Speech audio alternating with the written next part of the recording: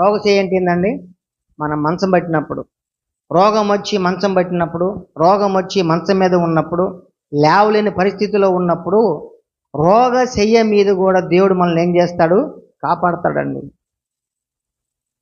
ఈనాడు అనేక మంది రోగశైల మీదే ఉంటూ ఉన్నారు. అనగా మరి బెడ్ల మీదే ఉండి లేవలేని స్థితిలో వారికి ఉన్న అనారోగ్యాన్ని బట్టి రోగశయ్య మీద ఉన్నా కూడా దేవుడు ఏం చేస్తాడంట? లేవనెత్తేటువంటి వాడుగా ఉన్నాడు. రోగశయ్య అనేది ఏ స్టేజ్ చెప్పండి? మంచం బట్టి స్టేజ్ ఏ స్టేజీ? చివరి స్టేజ్ దాదాపు అది. అలాంటి రోగశయ్య మీద ఉన్నా కూడా దేవుడు ఏం చేస్తాడు? లేవనెత్తే దేవుడండి. మన దేవుడు మన పట్ల నమ్మకం కలిగినటువంటి దేవుడు. మనము దేవుని యందు విశ్వాసం కలిగి జీవిస్తున్నప్పుడు, ప్రభువా రోగశయ్య స్థితిలోనికి వెళ్ళినా సరే నీవు నన్ను స్వస్థపరిచే దేవుడవు నాకున్నావు అనేటువంటి ఆ గొప్ప